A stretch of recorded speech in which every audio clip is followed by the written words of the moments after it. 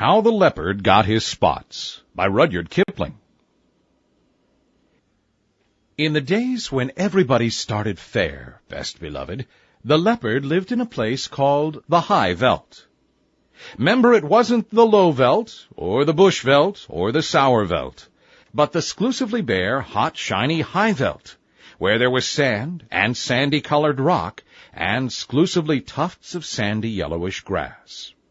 The giraffe and the zebra and the eland and the kudu and the hartebeest lived there, and they were exclusively sandy yellow-brownish all over. But the leopard, he was the exclusiviest, sandiest, yellowest, brownest of them all, a grayish, yellowish, catty-shaped kind of beast, and he matched the exclusively yellowish, grayish, brownish color of the High Veld to one hair. This was very bad for the giraffe and the zebra and the rest of them, for he would lie down by a exclusively yellowish, grayish, brownish stone or clump of grass, and when the giraffe or the zebra or the eland or the kudu or the bush buck or the bonty buck came by, he would surprise them out of their jumpsome lives. He would indeed. And also there was an Ethiopian with bows and arrows, a exclusively grayish, brownish, yellowish man he was then, who lived on the High Veld with the leopard, and the two used to hunt together, the Ethiopian with his bows and arrows, and the leopard exclusively with his teeth and claws, till the giraffe and the eland and the kudu and the quagga and all the rest of them didn't know which way to jump, best beloved. They didn't indeed. After a long time, things lived forever so long in those days, they learned to avoid anything that looked like a leopard or an Ethiopian. And bit by bit, the giraffe began it because his legs were the longest. They went away from the High Veld. They scuttled for days and days, till they came to a great forest, exclusively full of trees and bushes and stripy, speckly, patchy-blatchy shadows, and there they hid. And after another long time, what with standing half in the shade and half out of it, and what with the slippery, slidey shadows of the trees falling on them, the giraffe grew blotchy, and the zebra grew stripy, and the eland and the kudu grew darker, with little wavy gray lines on their backs, like bark on a tree trunk. And so, though you could hear them and smell them, you could very seldom see them, and then only when you knew precisely where to look. They had a beautiful time in the exclusively speckly, spickly shadows of the forest, while the leopard and the Ethiopian ran about over the exclusively grayish, yellowish, reddish High Veld outside, wondering where all their breakfasts and their dinners and their teas had gone. At last they were so hungry that they ate rats and beetles and rock rabbits, the leopard and the Ethiopian, and then they had the big tummy ache, both together. And then they met Bavian, the dog-headed, barking baboon, who is quite the wisest animal in all South Africa. Said the leopard to Bavian, and it was a very hot day, "Where has all the game gone?" And Bavian winked. He knew. Said Ethiopian to Bavian, "Can you tell me the present habitat of the aboriginal fauna?" That meant just the same thing, but the Ethiopian always used long words. He was a grown-up. And Bavian winked. He knew. Then said Bavian, "The game has gone into other spots, and my advice to you, leopard, is to go into other spots as soon as you can." And the Ethiopian said, "That is all very fine, but I wish to know whither the aboriginal fauna has migrated." Then said Bavian, "The aboriginal fauna has joined the aboriginal flora, because it was high time for a change, and my advice to you, Ethiopian, is to change as soon as you can." That puzzled the leopard and the Ethiopian, but they set off to look for the aboriginal flora, and presently, after so many days, they saw a great, high, tall forest full of tree trunks, all exclusively speckled and sprottled and spottled, dotted and splashed and slashed and hatched and cross-hatched with shadows. Say that quickly aloud, and you will see how very shadowy the forest must have been. "What is this," said the leopard, "that is so exclusively dark, and yet so full of little pieces of light?" "I don't know," said the Ethiopian, "but it ought to be the aboriginal flora. I can smell giraffe, and I can hear giraffe, but I can't see giraffe." "That's curious," said the leopard. "I suppose it is because we have just come in out of the sunshine. I can smell zebra, and I can hear zebra, but I can't see zebra." "Wait a bit," said the Ethiopian. "It's a long time since we've hunted 'em. Perhaps we've forgotten what they were like." "Fiddle," said the leopard. "I remember them perfectly on the high veldt, especially their marrow bones.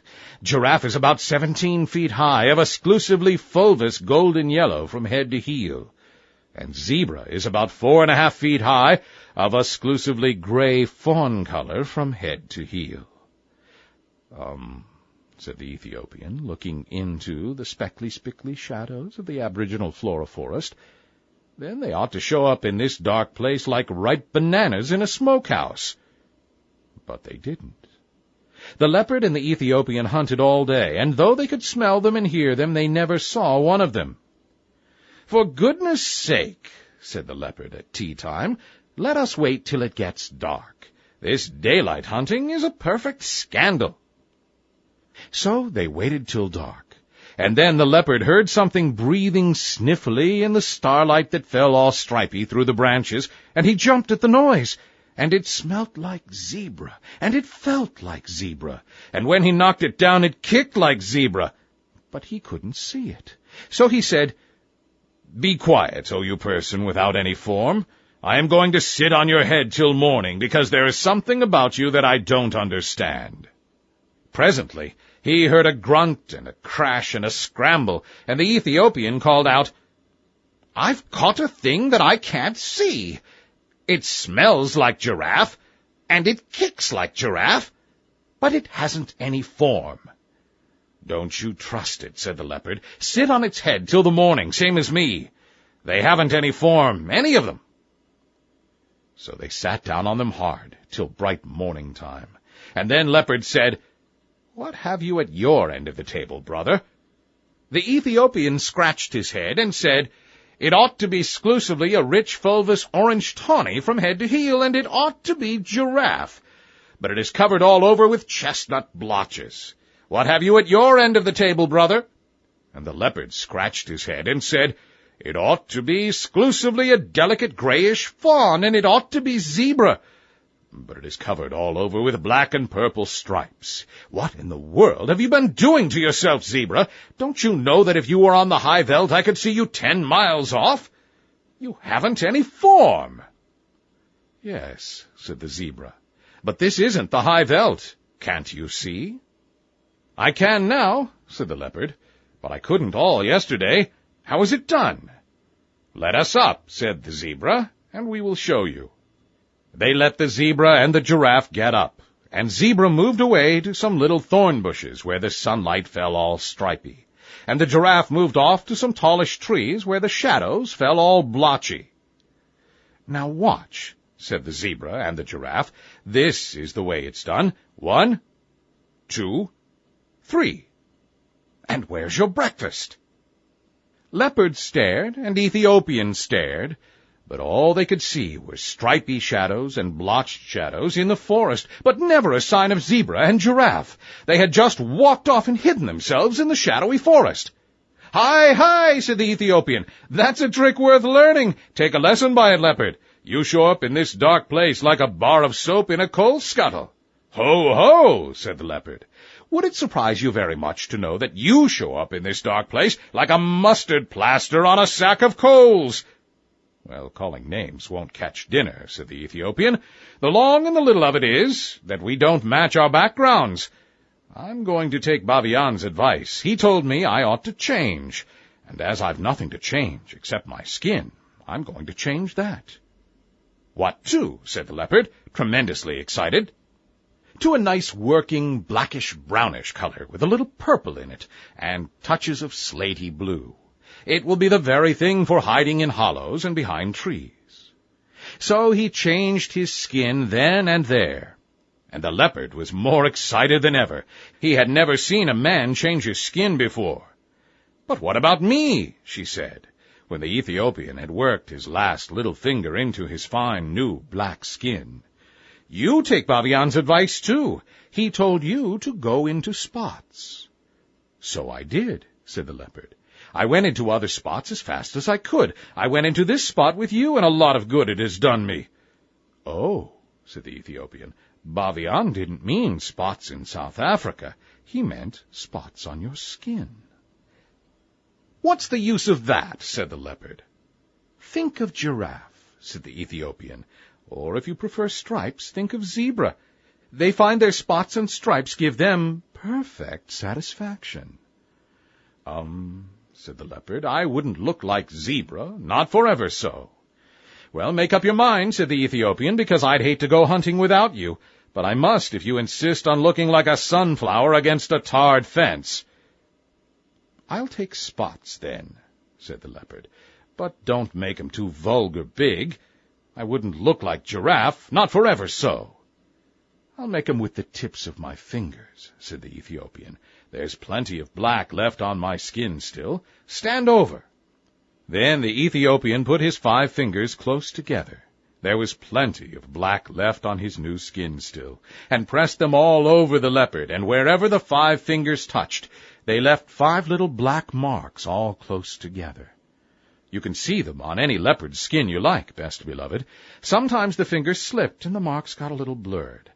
But if you look closely at any leopard now, you will see that there are always 5 spots of 5 black fingertips. "Now you are a beauty," said the Ethiopian. "You can lie out on the bare ground and look like a heap of pebbles. You can lie out on the naked rocks and look like a piece of pudding stone. You can lie out on a leafy branch and look like sunshine sifting through the leaves. And you can lie right across the center of a path and look like nothing in particular. Think of that and purr." "But if I'm all this," said the leopard, "why didn't you go spotty too?" "Oh, plain black's best," said the Ethiopian. "Now come along, and we'll see if we can't get even with Mr. 123, where's your breakfast?" So they went away and lived happily ever afterwards, best beloved. That is all. Oh, now and then you will hear grown-ups say, "Can the Ethiopian change his skin, or the leopard his spots?" I don't think even grown-ups would keep on saying such a silly thing if the leopard and the Ethiopian hadn't done it once, do you? But they will never do it again, best beloved. They are quite contented as they are.